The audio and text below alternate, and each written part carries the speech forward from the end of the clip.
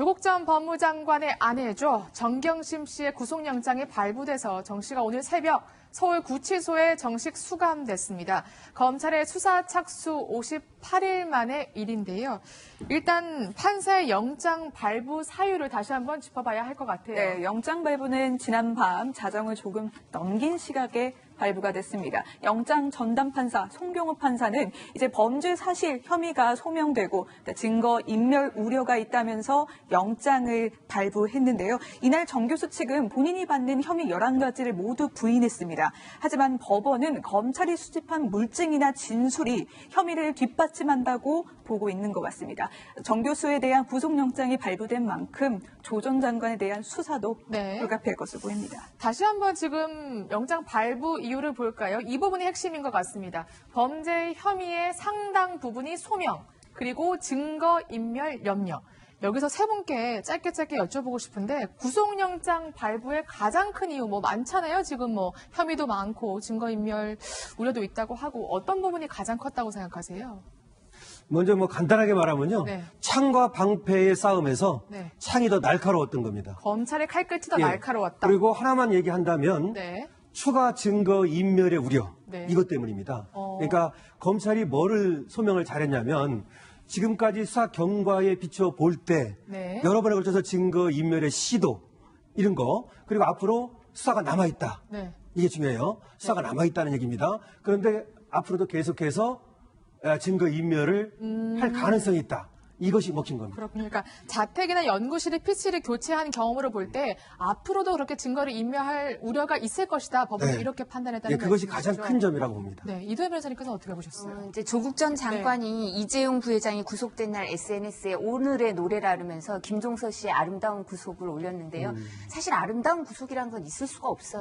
근데 다 참담하죠, 누구에게나. 근데 이 사건에 있어서는 검찰이나 법원이나 다 신중한 구속이었어요. 다 신중했는데 그런데 왜 그런 구속영장이 발부됐냐. 지금 강 변호사님께서 말씀하신 것처럼 증거인멸이 항상 가장 큰 그 사유 중에 하나일 수밖에 없고요. 그리고 혐의가 상당히 소명됐을 뿐만 아니라 지금 말씀하신 앞으로 사건이 남아있기 때문에 왜냐하면 사건이 다 이제 수사가 끝났으면 그 불구속 재판이 원칙일 수밖에 없어요. 근데 앞으로도 사건이 남아있고 증거인멸을 지금까지 해왔으니까 앞으로도 할 가능성이 있다. 이 부분을 소명을 잘 했는데요. 뭐가 남아있냐면 어제도 말씀드렸지만 투기자본감시센터에서 고발한 100억 원 이상의 뇌물사건. 조국 전 장관과 정경심 교수가 공범이다. 이렇게 돼 있거든요. 이렇게 큰 사건이 남아있는 거예요. 근데 계속 증거인멸을 하면 어떻게 되겠어요? 그래서 이런 부분, 그리고 계속 부인했기 때문에, 그리고 사회적 비난 가능성이 크니까 이제 구속이 된 겁니다. 그렇군요. 증거인멸 가능성을 공통적으로 콕 집어주셨습니다. 이 변호사님은 어떻게 보셨어요? 네, 사실 실무에서는 범죄 혐의가 중대라 할 때 이제 어떻게 보면 자기의 범죄를 숨기려고 할 것이기 때문에 증거인멸의 가능성도 어떻게 보면 좀 약간 자연스럽게 연결이 된다라고 보고 있거든요. 특히 이 사건 같은 경우에는 그 한국투자증권의 그 김경록 씨였죠. 그분이 어떻게 보면 이제 노트북을 전달을 했다라고 했어요. 그 말을 했는데, 근데 사실 노트북은 검찰이 제출되질 않았거든요. 그렇게 따지고 보면 어떻게 보면 아주 유력한 증거가 제출되지 않은 부분이 있고, 특히나 앞으로도 이제 소명해야 될 부분이 많이 있기 때문에 아까 말씀하셨다시피 앞으로 이제 어떻게 보면 증거 관련해서도 더 인멸을 할 여지가 있다. 이렇게 봤기 때문에 아마 재판부에서도 좀 그런 부분에 대해서 구속 사유가 있다고 본 것 같습니다. 저희도 몇 가지를 꼽아봤는데요. 사실 지금 공통적으로 얘기하시는 게 증거인멸 우려입니다. 방금 이경민 변호사님께서 설명하셨듯이 사라진 노트북 아직까지도 제출되지 않고 있죠.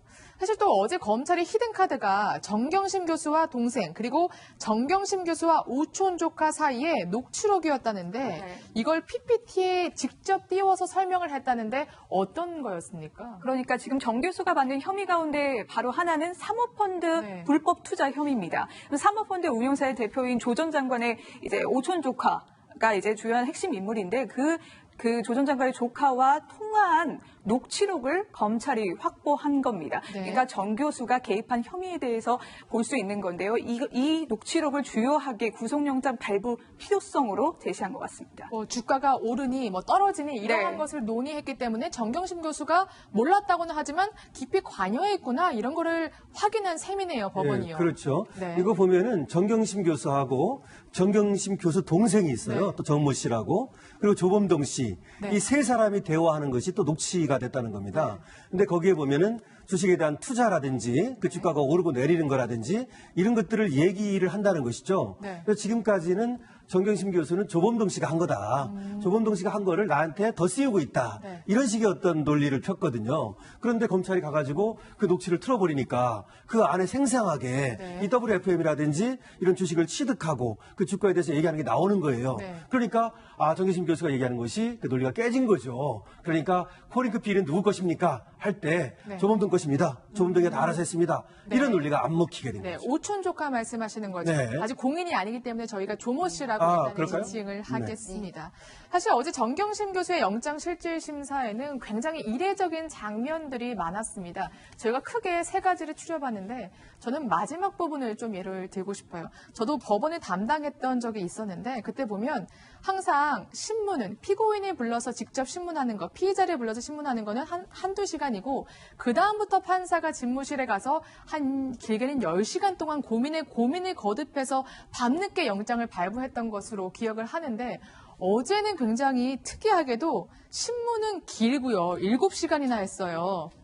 근데 판사가 고민하는 시간은 짧았어요. 6시간이죠. 네. 그래서 어떻게 봐야 돼요? 이제 7시간이나 하는 거는 제가 어제도 잠깐 설명드린 것처럼 변호사 3팀이나 있죠. 그럼 그 3팀이 다 각계 역할이 있는 거예요. 검찰의 논리를 반박하는 역할, 이제 그 특수부 검사 출신의 이임걸 변호사팀, 그리고 이제 LK 그 법무법인 그 전직 법관 출신들이 모여 있는 데는 그 법관한테 맞춰서 영장실질심사 법관한테 맞춰서 이 이제 구속이 안 돼야 된다 이런 걸 또 소명을 하고 그다음에 이제 김칠준 변호사님은 법관 징계위원회 위원이라고 그러시더라고요. 그러니까 정관이 아니라 거의 현관이에요. 그래서 그분이 또 정무적인 얘기를 하셨을 거고 그런데요. 그러니까 이렇게 해서 이 사건이 길어질 수밖에 없어요. 그러니까 그리고 또 법관도 물어볼 테고 그리고 검찰이 이 세 팀이 얘기를 하면 또 검찰이 반박할 얘기가 나올 거 아니에요. 그래서 이게 7시간이 길어졌는데 근데 사실 이 영장실질심사를 하면서 법관이 6시까지 끝내달라 그랬다더라고요.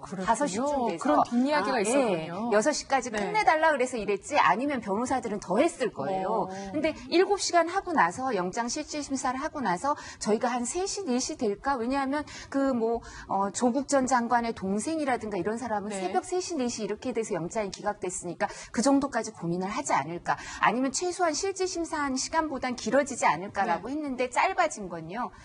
증거가 그만큼 확실히 범죄 혐의가 소명이 된 것 같아요. 영장 실질을 심사를 하면서 판사의 심증이 거의 형성이 된 거예요.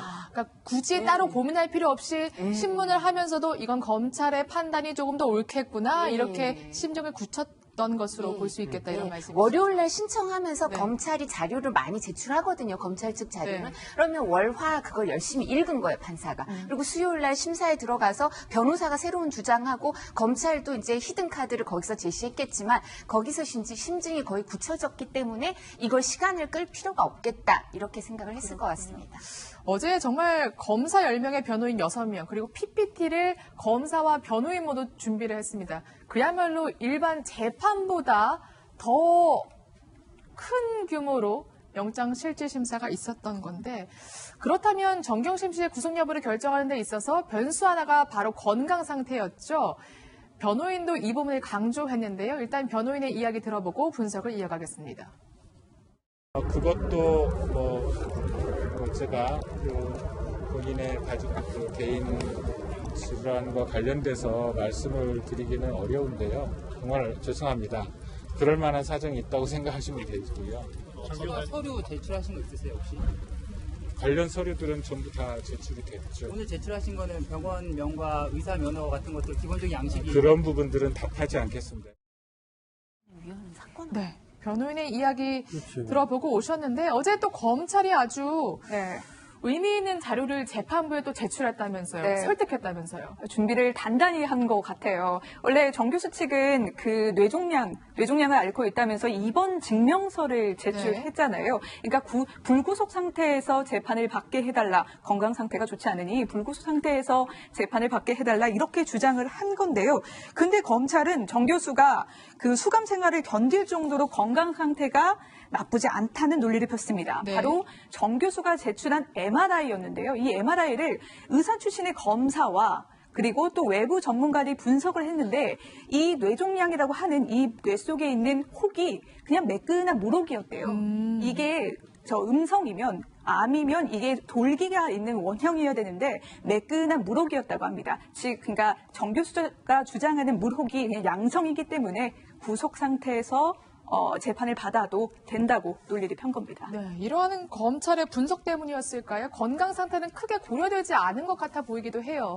네, 사실 조 장관의 동생 같은 경우에도 사실 이제 그 신병을 인치를 할 때 당시에 그 검사 출신, 그 의사 출신 검사가 같이 가서 이제 건강 상태를 확인을 했었거든요. 이 사건 같은 경우에도 이제 진단서가 제출이 됐고 의사 출신 검사가 이제 확인을 했고 그리고 그 부분에 대해서 앞으로 수감 생활을 할 수 있는지에 대해서 이제 판단이 있었던 것 같은데 어떻게 보면 법관의 경우에도 의학적인 부분에 대해서는 이제 전문가는 아니기 때문에 모르거든요. 근데 그런 부분이 전문가들 이제 어떻게 보면 소견을 통해서 수감 생활을 하는 데 있어서 전혀 뭐 지장이 없다. 뭐 이렇게 이제 판단이 된다라고 한다면은 뭐 재판부가 봤을 때도 이 정도면 뭐 수감 생활 해도 되겠다. 그래서 건강상의 이유만으로 기각을 할 필요는 없겠다라고 이렇게 판단을 한 것 같습니다. 근데 저렇게 정경심 교수가 재판 중에 신문 중에 안대까지 착용을 했고 어제 구치소에 가서도 안약을 달라고 이렇게 요구를 했다고 해요. 이게 물론 아팠을 수도 있지만 약간의 재판부를 향한 호소였을 수도 있을 것 같은데 이게 전혀 받아들여지지 않았나 봐요. 어제 들어갈 때는 사실은 뭐 휠체어라든지 내지는 이런 거 또 뭐 마스크 이런 모습으로 나타나질 않았어요. 그렇네요. 옷차림이라든지 수수하고 단정한 모습으로 나타났는데요. 저거는 뭐냐면 사실은 정면 승부를 걸었다는 얘기입니다. 그러니까 사실관계 다툼, 법리관계 다툼. 어떻게 보면 그만큼 변호인단도 준비를 많이 했고 자신이 있었다는 얘기로 볼 수도 있어요. 그래서 처음부터 건강을 가지고 구속영장의 기각을 받아내겠다 이런 건 아니었던 것 같아요. 근데 저 때 안경을 이제 쓰고 안대를 하고 나온 거는 사실은 오랜 동안에 이렇게 이제 또 신문을 받다 보면은 피로해지고 그런 부분이 있어요. 그래서 눈이 충혈된다든지 예를 들어서 그런 것 때문에 그런 것으로 보이고요. 어쨌든 어제는 지금 잘 얘기했듯이 뭐 변호인단이 뭐 또 그렇게 음성이다 이런 식의 뭐 얘기를 했지만 검찰에서 어떻게 했냐면 미리 말이죠.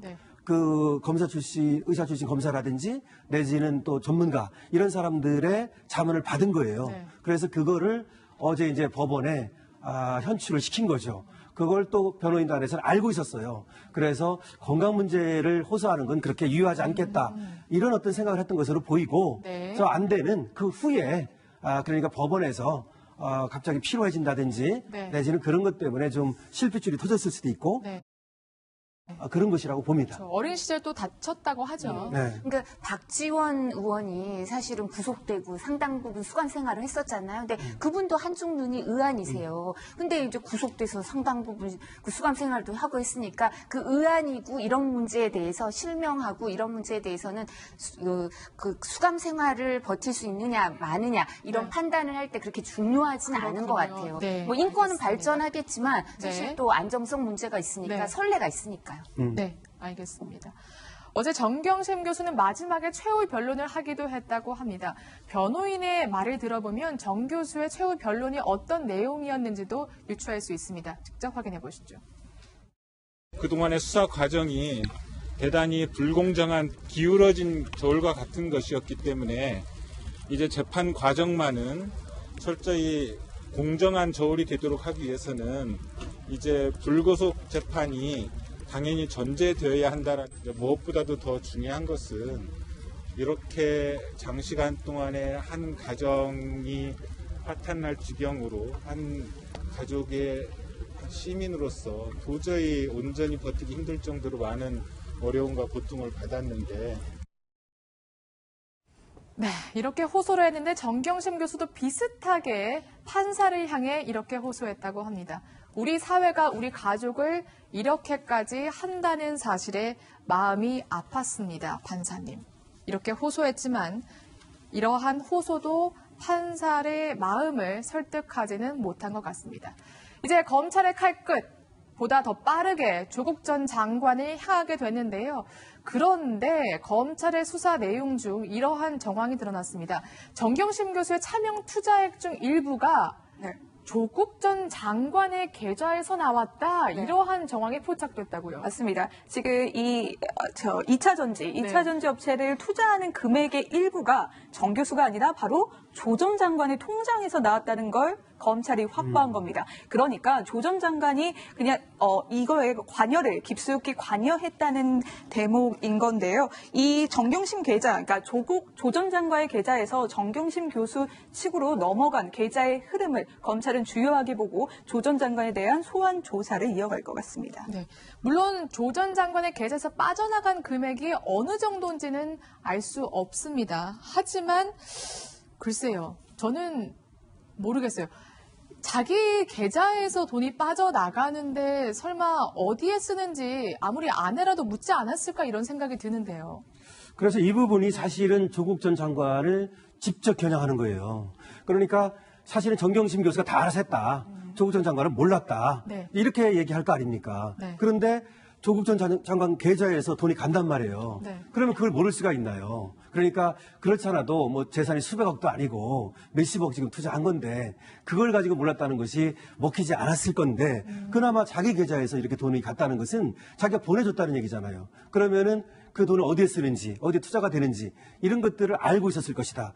근데 문제는 조국 전 장관이 그 당시에 민정수석이었잖아요. 네. 그래서 이렇게 이제 투자하는 것도 안 되는데 더군다나 이거를 차명으로 투자를 했거든요. 네. 정경심 교수가. 그러면 이제 공직자윤리법 신고도 안 했어요. 재산신고도. 그다음에 자본시장법 이런 게 문제가 되고 그다음에 차액만큼의 지금 이득을 얻었다는 거 아니에요. 원래는 7,000원짜리인데 5,000원을 샀다는 겁니다. 그러면 그것이 이제 2억 4천만 원 정도 된다는데 현재까지는 그것이 뇌물죄가 될 여지가 있어요. 그렇기 때문에 이것 때문에 사실은 앞으로도 수사가 계속 필요하고 네. 아까 말씀드렸듯이 증거인멸 네. 그것이 이제 우려가 됐다고 그래서 구속이 된 걸로 보이고 조국 전 장관을 바로 소환할 가능성이 있는 거죠. 그렇군요. 그러니까 수상한 정황이 많습니다. 일단 주식을 헐값에 매입했는데 그게 조국 전 장관이 민정수석 때였고 심지어 매입하니까 주가가 뛰었고요.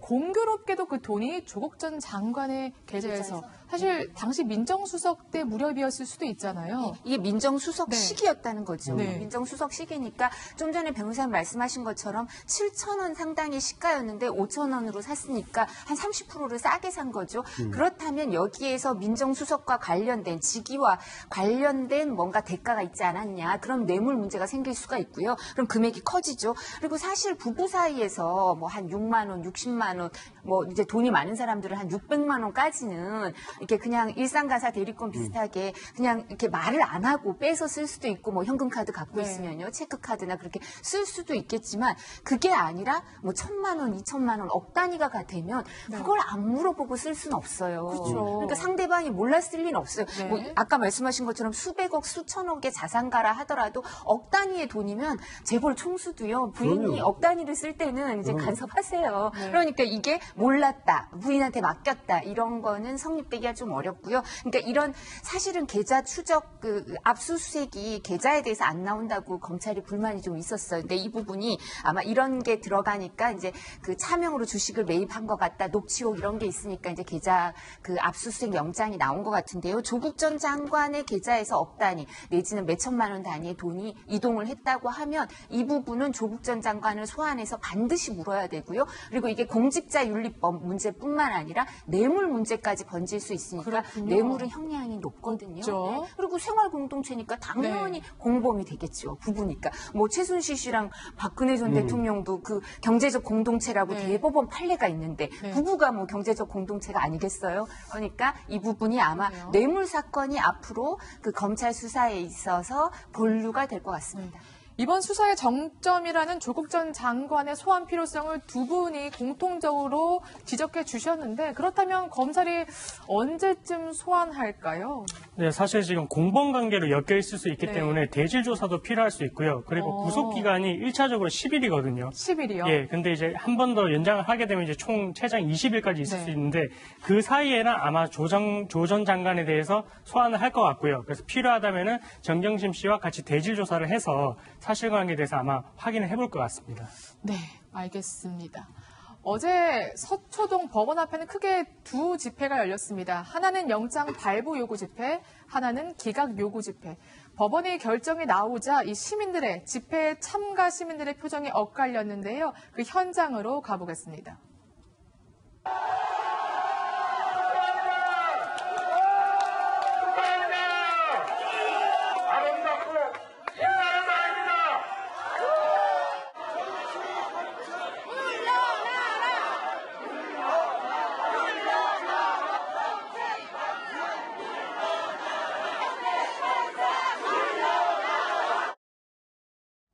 네, 정말로 어제는 서초동에 쪼개졌습니다. 사실 법원의 결정은 항상 존중해야 되는 것 같은데 이번 주말에 더욱더 집회가 거세진다고 하니까 또 갈라질 한반도에 좀 마음이 씁쓸해집니다. 이두화 변호사님은 여기서 인사드릴게요. 고맙습니다. 아, 그렇군요.